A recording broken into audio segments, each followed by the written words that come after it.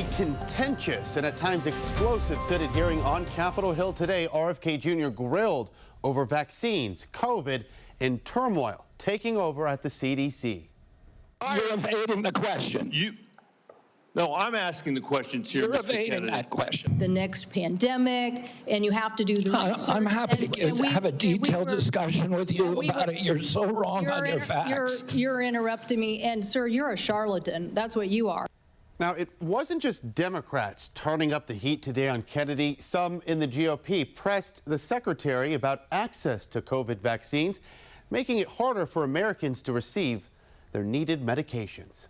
Secretary Kennedy, in your confirmation hearings, you promised to uphold the highest standards for vaccines. Since then, I've grown deeply concerned. The public has seen measles outbreaks, leadership of the National Institute of Health questioning the use of mRNA vaccines. Late tonight, President Trump weighing in on that explosive 3+ hour hearing today, showing support for one of his most controversial cabinet members. I heard he did very well today, but it's not your standard.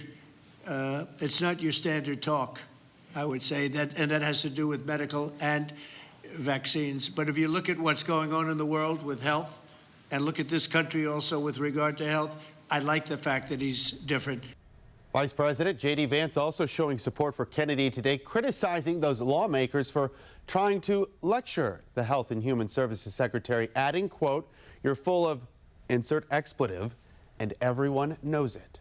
And as Florida moves to become the first state to remove its vaccine mandates, and Health Secretary Robert F. Kennedy Jr. downgraded COVID vaccine requirements, most Americans say parents should be required to have children vaccinated in schools. According to a Harvard University poll taken in March, look at these numbers. 79% of adults feel that way, including 90% of Democrats and 68% of Republicans, as well as 66% of people who call themselves MAGA conservatives. 21% don't support childhood vaccine requirements.